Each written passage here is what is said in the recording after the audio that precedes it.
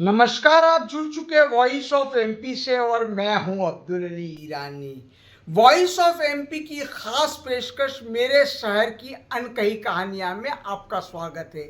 मेरे शहर की अनकही कहानियां में मेरे साथ बात करने के लिए मौजूद है प्रोफेसर रहे इकबाल बोहरा साहब। नीमच किस तरह से था, आज से 30-40 साल पहले की बात करें तो नीमच की कितनी खूबसूरत और महत्वपूर्ण यादें हमारे शहर के साथ रही है, उस पर बात करेंगे। सर, वॉइस ऑफ एमपी में आपका स्वागत है।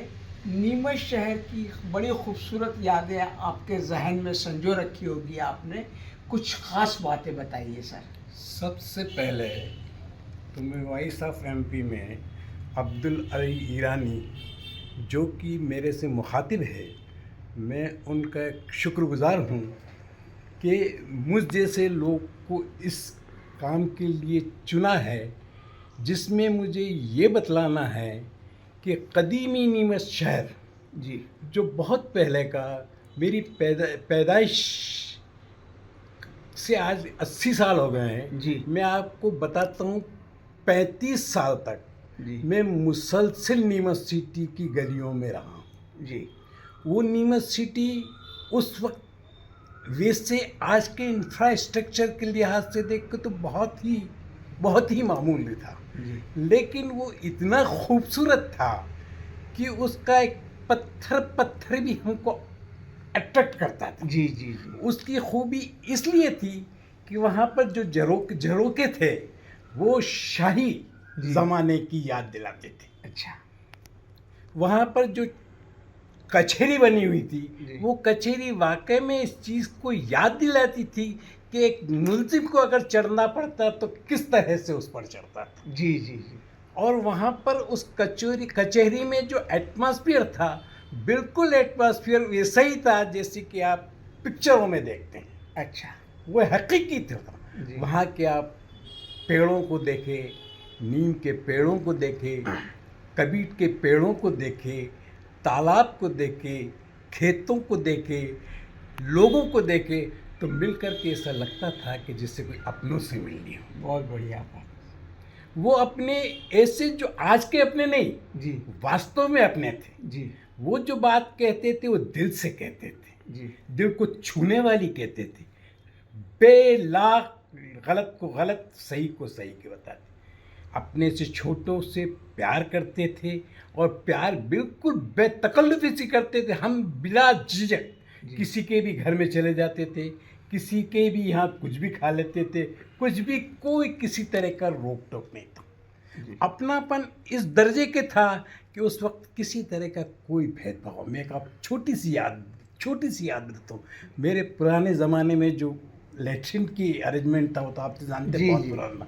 वो मेहतरानी जी जो वाकई में बोझा उठाती थी सर पर, जी हमको बहुत रहम आता था। जी लेकिन वो इतना प्यार करती थी कि अगर हमको कोई कुछ कह देता तो मरने मारने पे तैयार हो जाती। जी। आज का ज़माना ऐसा नहीं। इतना ज्यादा आपसदारी थी। आपसदारी थी इतनी ज़्यादा। वकील थे नामी ग्रामी, रणजीत सिंह जी भी थे, और भटनागर साहब जिनको बोलते हैं, अख्तर शाह जो रेवेन्यू के मास्टर थे, माधव सिंह चौधरी जो फौजदारी के मास्टर थे, वो भी हमको ऐसा प्रेम करते थे जैसे वो लगते हमारे पिताजी। जी कारे तू रसूल को लड़को नहीं, जी कारे तू वलना को अल्फाज थे। जी हाँ जी जी। वो अल्फाज हमको प्यारे लगते, मालवी भाषा बिल्कुल के। प्यारे लगते थे। जी। कारे कट्टे जी रहे हो, कारे अबे कहीं करेगा, कारे स्कूल नहीं जी रहे हो, कारे पढ़े लिखे नहीं, ये इसका। लेकिन आजकल जो बातें हैं वो तंज भरी लगती है। जी लगता तो ऐसा है जैसे अपना, लेकिन उसके दिल में वो अपनत्व तो नहीं होता जो पहले अपना।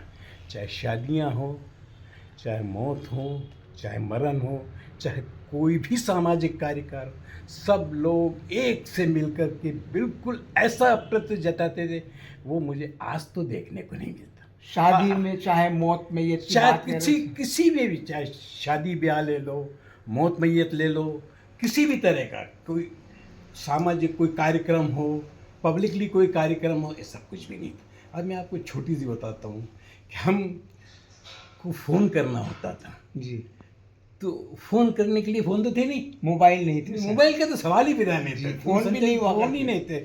कुछ ही गिने चुने पोस्ट ऑफिस में एक दो जगह फ़ोन थे, वहाँ जाके रिक्वेस्ट करते थे, फिर उनसे कांटेक्ट करते थे, जी। वो नंबर ऐड कर। आपको मज़ेदार बताऊं कि मेरे को एक बार अमरावती फ़ोन करना था, तो आज अपन 3 बार अमरावती जाके आ जाए तब तक फ़ोन नहीं लगा था। जी जी, तब तक नहीं लगा। नहीं लगा बुक कराना पड़ता था। 3 दिन तक नहीं लगा। जी। बॉम्बे फ़ोन मेरा बहुत अर्जेंट काम था, लेकिन 2 दिन तक नहीं लगा। चौथे दिन मेरे को जाना ही पड़ा बॉम्बे। जी तो ये नीमच था, जी। ये नीमच की खूबसूरती।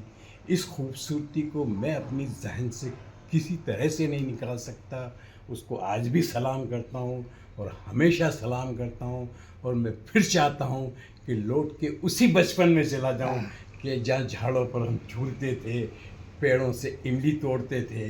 कभी तो मेरे घर के पास ही कुआं था। जी वो कुआं में ये जो बाबा साबुद्दीन जामसी जिनको जानते हो ना, ये तैरना सिखाते थे लोगों को। बाबा शाहबुद्दीन बाबा साहब। साहब तैरना सिखाते थे लोग, हाथ पर। बिल्कुल जी, बहुत बढ़िया, बहुत अच्छी बातें साहब आपने बताई। एजुकेशन के फील्ड में भी आपने लंबी सेवाएं दी है, और काफ़ी लोग आज की डेट में जो बड़े बड़े पदों पर हैं, आपके शागिर्द रहे, आपके स्टूडेंट रहे। सर, एजुकेशन को लेकर क्या ख़ास कुछ बातें याद होगी सर आपको आपके कॉलेज के ज़माने में? एजुकेशन के लिए जैसे आपने कहा, मैं उन सब बच्चों को सलाम करता हूँ कि जो उस मकाम तक पहुँचे। मेरा उसमें कोई हाथ नहीं था, वो सब उनका हाथ था, उनकी मेहनत थी, उनकी जुस्तजी थी। जब हमारा एजुकेशन था, आज का एजुकेशन नहीं था। हमारे घर के पास भी एक स्कूल था जी प्राइमरी स्कूल में, उस पर पट्टे का पजामा पहनते, थैली लेते, स्लेट डालते और चले जाते थे। जी उससे आगे बढ़े, मिडिल स्कूल चले गए, जिसको आज कोठी कहते हैं। जी जी, कोठी कहते हैं। कोठी कहते हैं, कोठी है ना। वहाँ जाते, कलाम डाला खेलते, ग्राउंड था, कालूराम जी थे, नागर साहब थे, चतुर्वेदी साहब थे। ये बहुत प्यारे टीचर थे। आपटे साहब थे, आगर साहब थे, जो दिल से प्यार करते थे। वो एजुकेशन में भी स्टूडेंट्स को इस तरह से तालीम देते थे कि वो तालीम उनके दिमाग में उतर जाती थी, गलत को गलत और सही को सही। जी एजुकेशन का जो जाविया था वो आजकल का नहीं था, क्लिक मारा होते, सब चीज़ को हाथ से करना, नहीं आता तो हाथ पे मारते। जी कान में उंगली रख के कान को पकड़ते थे। आजकल ऐसा हम नहीं कर सकते हैं। जी और जो पढ़ने वाले बच्चे थे, वो बेचारे चाहे करीब कुछ भी नहीं था उनके पास, लेकिन बहुत जुस्तजू से पढ़ते थे। जो ऑरेटर थे, बोलने वाले थे, वो भी बहुत प्यारे लोग थे। उनके पास कोई ज़ख़ीरा तो था नहीं, आज जैसी कोई सुविधाएं तो थी नहीं, वो अपने आप मन से बोलते थे। मैं आज चाहता हूँ कि एजुकेशन लेने के बाद उसको इमेजिन करो, वो ज़्यादा इम्पॉर्टेंट जी। है। खाली एजुकेशन लेने से उससे कुछ नहीं होता है, जी। उसको प्रैक्टिकली यूज़ करो। आज जो एजुकेशन लेता था, वो एजुकेशन लेने वाला अपने उस्ताद और अपने बाप की बहुत इज्जत करता था। ईरानी साहब, आज आप तो जानती होगी वो उस्ताद की कितनी इज्जत करता और बाप की इज्जत। बहुत सही बात, बहुत ज़रूरी भी हो बहुत गया सर। ज़रूरी हो गया। खास करके व्यवहारिक शिक्षा बहुत ज़रूरी हो गया। आजकल क्या है कि व्यावहारिक शिक्षा ज़्यादा है, और जो क्वालिटी शिक्षा एजुकेशन होना चाहिए। क्वालिटी से मतलब जो पुराने ज़माने की जी, जी। एक अशार याद आ रहा है, मैं आपको समझता हूँ जी। उस वक्त कि उस वक्त की एजुकेशन और आज की एजुकेशन में क्या डिफरेंस है। जी हम उन किताबों को काबिले ज़ब्ती समझते हैं कि जिनको पढ़ के बेटे बाप को खप्ती समझते हैं। बहुत बढ़िया, सुभान, बहुत अच्छी बात कही सर, बहुत बड़ी बात कही आपने। वही जाविया आजकल है। बाप को तू क्या जानता है। अब हम एजुकेशन में बाप का पोजीशन बहुत ऊंची होती है। जी बाप होता है, आज भी उसकी उंगली पकड़ के चलना पड़ता है। वो चाहे कलेक्टर हो जाए, चाहे कुछ भी हो जाए, अगर वो बाप की इज्जत नहीं करता तो उसे एजुकेशन का सर, छावनी आए हुए भी आपको एक अरसा हो गया है। यहाँ बंगलाज के अंदर पूरा एरिया बसा हुआ था, आपको ध्यान में होगा।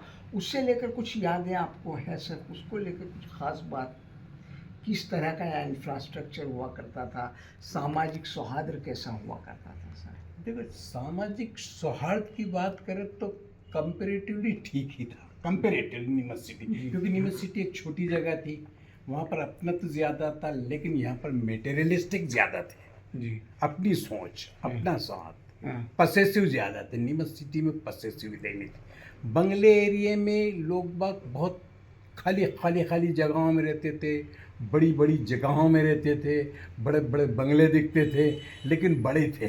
जी पहले एक कमरे में 10 आदमी बहुत खुशी रहते थे, बहुत अपने से रहते थे, रोटी मिलजुल के खाता। आज बंगलों में एक ये यहाँ बैठ के खा रहा है, एक वहाँ बैठ के खा रहा है, एक वहाँ बैठ के खा रहा है। ये थोड़ा सा डिफरेंस है। ये डिफरेंस बिल्कुल अपनी जगह है। लेकिन जहाँ तक पुराने निवेश में भी अगर वास्तव में देखा जाए तो वो भी यहाँ भी बहुत अच्छे अच्छे लोग थे। आप जानते हैं डूंगरवाल साहब जी थे, जी। हमारे एक प्रिंसिपल थे शुक्ला करके, जी आरसी शुक्ला। जी। उस ज़माने में कॉलेज में थे हम, कॉलेज तो वहाँ था, लेकिन शुक्ला साहब यहीं रहते थे इसके में, फजलुर रहमान साहब के जी यहाँ। जी वो जब नहाते थे ना तो 20-20 डब्बों से नहाते थे। पानी को लेकर भी लोग डिब्बे लेकर दौड़ते थे। और उसके लिए एक अलग से रहता था, उसको पानी भरना पड़ता। जी। लेकिन उसको इतना बेहतरीन लालच था कि उसने एक जादू जी को एक रोज रोक दिया था जी स्टेज पे कॉलेज में।